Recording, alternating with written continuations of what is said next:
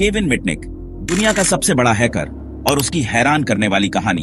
Kevin Mitnick fully compromised all systems that I targeted for unauthorized access except one. आपने कई बार सुना होगा कि हैकर्स सिर्फ सिस्टम और डेटा को हैक करते हैं, लेकिन क्या आपने कभी सुना है कि कोई हैकर इंसानों के दिमाग तक पहुंचकर उन्हें हैक कर सकता है?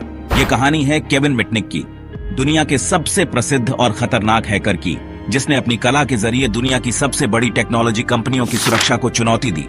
लेकिन उसकी सबसे बड़ी ताकत उसकी तकनीकी महारत नहीं, बल्कि इंसानों को अपने नियंत्रण में करने की कला थी। क्या आपने कभी सोचा है कि एक व्यक्ति अपनी बुद्धिमानी और चतुराई से दुनिया की सबसे बड़ी टेक्नोलॉजी कंपनियों को कैसे हैक कर सकता है? वो शख्स जो न केवल कंप्यूटर सिस्टम्स को तोड़ता था, बल्कि लोगों के दिमागों को भी अपनी पकड़ में कर लेता था। उसकी चालाकियों से पुलिस, FBI और यहाँ तक कि सरकार भी हैरान रह गई थी। यह कहानी है केविन मिटनिक की, जो अपनी बुद्धिमत्ता और चतुराई से दुनिया का सबसे बड़ा हैकर बन गया। केविन मिटनिक वह व्यक्ति था जिसने दुनिया की सबसे बड़ी टेक्नोलॉजी कंपनियों के सिस्टम्स को हैक किया। लेकिन यह हैकिंग सिर्फ तकनीकी से अधिक एक कला थी, जिसमें उसकी सबसे बड़ी महारत इंसानों को अपने काबू में करना था। केविन का मानना था कि इंसानों की कमजोरियों का फायदा उठाकर आप किसी भी सिस्टम तक पहुंच सकते हैं। जब केविन किसी कंपनी को हैक करने जाता, तो वह सबसे पहले लोगों को अपने जाल में फंसाना जानता था। उदाहरण के लिए, वह इमारत के अंदर जाने के लिए एक नकली पहचान पत्र बनाता और उसका फायदा उठाकर कर्मचारियों के पीछे पीछे दरवाजे से अंदर चला जाता। उसके साथ एक और हैकर भी होता, जो उसके साथ मिलकर कंपनी की संवेदनशील जानकारियों तक पहुंचता।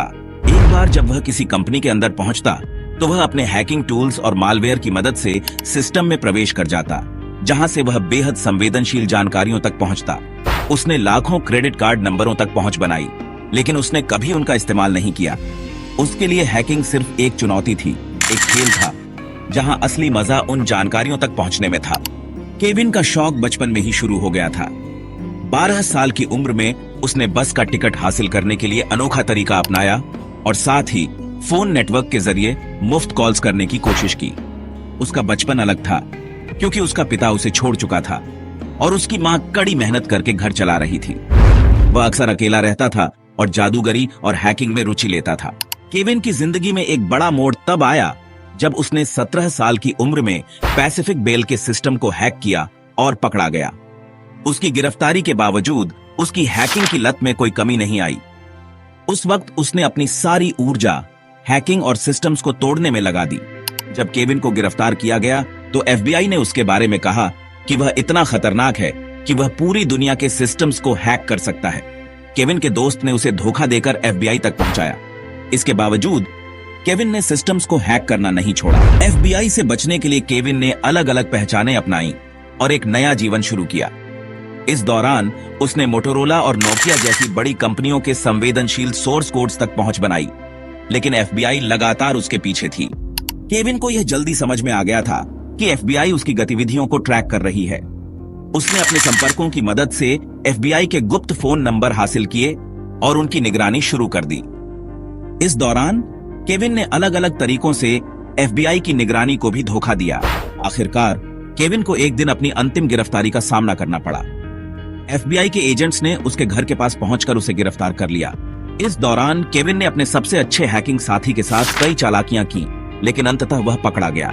केविन की जिंदगी का एक नया अध्याय तब शुरू हुआ जब उसे जेल से रिहा किया गया और उसने अपनी हैकिंग की कला को बेहतर बनाने की कोशिश की।